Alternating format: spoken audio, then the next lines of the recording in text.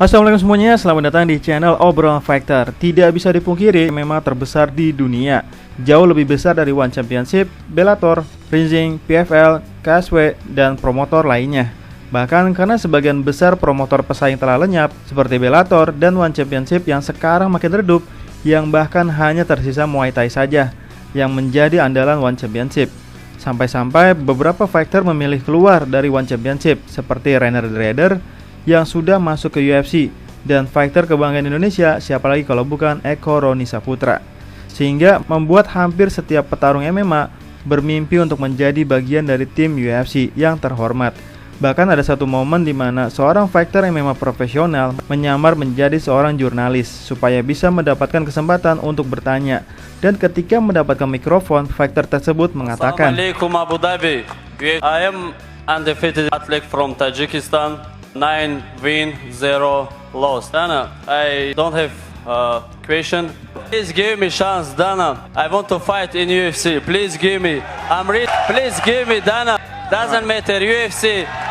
Can't it, Dana. Sayangnya tidak semua orang berhasil mendapatkan kesempatan tersebut. Tidak semudah itu bisa masuk UFC dan menarik hati Dana White, mengingat promotor tersebut hanya memilih fighter paling elit dari seluruh dunia. Sekali lagi, hanya memilih fighter paling elit dari seluruh dunia. Entah itu pegulat terbaik di dunia, karateka terbaik di dunia, ahli Muay Thai terbaik di dunia, ahli combat sambo terbaik di dunia. Pokoknya semua ahli bela diri, bahkan petinju terbaik di dunia pun diharapkan semuanya masuk UFC. Seperti Tyson Fury pun sangat diharapkan masuk UFC. Salah satu keberhasilan UFC mencari ahli bela diri terbaik di dunia adalah ketika UFC melirik ahli kickboxing terbaik di dunia, yaitu tentu dari promotor Glory. Maka muncullah nama Alex Pereira, yang kini sangat amat sukses di UFC. Walaupun ada yang belum sukses untuk bersaing di UFC, seperti Muslim Salikhov. Kurang harum apa namanya di bela diri sanda dan kungfu. Saking hebatnya Muslim Salikhov, dia sampai dijuluki King of Kung Fu. Sekali lagi, dijuluki King of Kung Fu. Tapi Muslim Salikhov tidak bisa menembus 5 besar kelas welterweight, apalagi jadi juara. Seperti Asakura, sebagai juara dari promotor Rizin, justru hanya mampu bertahan 2 ronde saat melawan Pantoja. Itu semua karena saking beratnya bersaing di UFC. Begitu juga dengan Michael Chandler. Sebelumnya adalah juara 3 kali di Bellator, tapi ketika masuk UFC yang ada kalah mulu. Apalagi yang paling parah yaitu Ben Askren. Kurang hebat apa Ben Askren di One Championship dan Bellator? Di One Championship, Ben Askren itu tak terkalahkan dengan 7 kemenangan dan tak terkalahkan dengan 3 kali mempertahankan gelarnya. Begitu juga ketika di Bellator, rekornya pun 9 kali menang dan tak terkalahkan. Bahkan menjadi satu-satunya fighter yang mampu mempertahankan gelar sebanyak 4 kali di Bellator. Atau bisa dibilang dia adalah godnya Bellator. Dan Ben Askren kurang banyak apa prestasinya di gulat. Andai Ben Askren gak masuk UFC, mungkin namanya masih harum hingga saat ini. Tapi sekalinya masuk UFC, langsung dibuat knockout oleh Jorge Masvidal, yaitu hanya dalam 5 detik saja. Nah, Masvidal aja yang bisa bikin KO godnya Bellator, juga gak bisa juara di UFC, berarti saking tingginya level di UFC. Itulah sebabnya, karena saking tingginya level di UFC, maka Dana White benar-benar mencari fighter paling elit dari manapun. Dana White sebagai pengusaha yang berjasa atas kebangkitan UFC, hingga usia UFC mencapai 30 tahun lebih, tidak memiliki prasangka atau hanya menebak-nebak. Karena Dana White percaya bahwa memiliki skill bertarung yang diinginkan adalah satu-satunya dasar yang dapat diharapkan oleh seseorang fighter untuk menjadi bagian dari UFC. Dalam wawancara baru-baru ini dengan Mark Bouris menjelang UFC 312 di Australia, CEO UFC itu ditanya, saat Anda menempatkan orang-orang di UFC, Anda akan mendapatkan contender series. Apakah Anda mencari individu yang senang mengekspresikan diri mereka sebagai bagian atau hanya berdasarkan skill? Maka Dana White punya jawaban langsung, skill. Kamu bisa menjadi bisu tuli. Jika kamu sangat hebat, itulah yang aku minati. Aku tertarik pada seberapa hebat kamu dalam bertarung. Jika kamu memiliki kepribadian seperti Conor dan Ronda Rousey, ya dan yang lainnya, itu hanya kamu tahu itu hanya sebuah home run. Itu tidak buruk. Meskipun Dana White sadar bahwa UFC adalah bisnis yang digerakkan oleh bintang, namun ia tetap percaya bahwa skill bertarung yang beragam dan gaya bertarung yang matang merupakan fondasi bagi fighter yang ingin bertarung di bawah panjinya.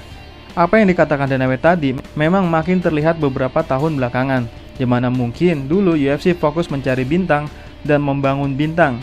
Tapi menurut Dana White, pesona bintang hanyalah bonus. Karena yang terpenting adalah kemampuan bertarung. Tidak peduli dia tuli ataupun bisu. Dalam artian, UFC tidak peduli lagi apakah fighter itu bisa trash talk atau tidak.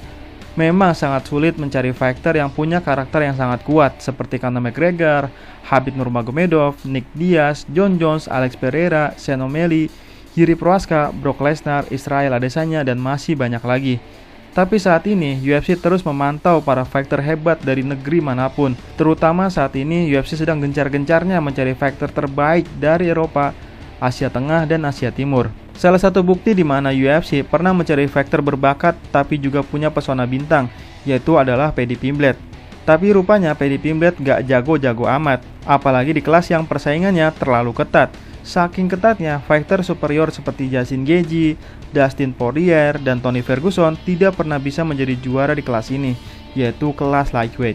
Mau UFC sehebat apapun dalam men-setting cari lawan yang cocok untuk menaikkan nama Paddy Pimblett, tapi kalau kualitas Paddy Pimblett tidak bisa bersaing dengan 10 besar kelas lightweight, buat apa dijaga terus nama baiknya, kecuali Sean O'Malley, yang memang kualitasnya setara dengan juara, yang walaupun sempat dalam fase kontroversial, yaitu saat menang dari Petr Yan. Sehingga itu yang membuat UFC lebih fokus mencari fighter berdasarkan skillnya. Dengan menjadikan skill sebagai basic untuk masuk UFC, UFC memastikan bahwa para juara di setiap divisi selalu mencapai puncak tertinggi atau level tertinggi setelah bertarung dengan pesaing terbaik di dunia. Sebaliknya, promotor seperti PFL, One Championship belum mampu membangun citra seperti itu di antara para fans. UFC juga menjaga persaingan tetap sehat dengan terus merekrut nama-nama baru di semua divisi mereka, mulai dari mendatangkan bintang-bintang lokal dan sirkuit regional, hingga merekrut nama-nama mapan dari PFL, One Championship, dan Rizin, sehingga ada banyak cara untuk melakukannya.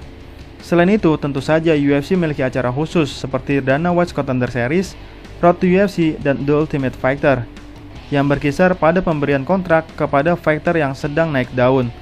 Saat ini UFC memiliki 578 fighter dari 78 negara, termasuk Indonesia, dan itu pun hanya satu fighter dari Indonesia. Jadi jangan sekali-kalinya kalian bully JK Saragi. Kalau ada yang lebih hebat dari JK Saragi, silakan suruh masuk UFC. Sekali lagi, silakan suruh masuk UFC. Dan saat ini ada satu fighter Indonesia yang sebenarnya hanya keturunan Indonesia saja, tapi lahir dan besarnya di Amerika. Bahkan sudah dilatihan bela diri sejak 4 tahun di Amerika, bukan di Indonesia. Itu artinya memang sangat banyak kekurangan sasana di Indonesia kalau levelnya mau masuk UFC. Tapi Bilal Hasan, walaupun besar dan lahir di sana, Bilal sangat mencintai Indonesia dan berharap bisa membesarkan dan mengharumkan nama Indonesia. Karena kabarnya Dominic Cruz pensiun karena cederanya yang dideritanya. Ada celah untuk Bilal Kasep masuk UFC dengan menjadi lawannya Rob Font, yang walaupun itu bukan kelasnya Bilal Kasep, yaitu kelas bantamweight, tapi seharusnya itu tidak masalah karena itu artinya Bilal Kasep tidak perlu banyak cutting weight. Yang intinya ada celah bagi Bilal Kasep masuk UFC, apalagi cara call-outnya Bilal Kasep sangat keren. Nah, itulah obrolan kita hari ini. Jika Anda suka video ini, silakan like dan komen ya. Dan buat yang belum subscribe, jangan lupa subscribe ya. Sekian dan terima kasih.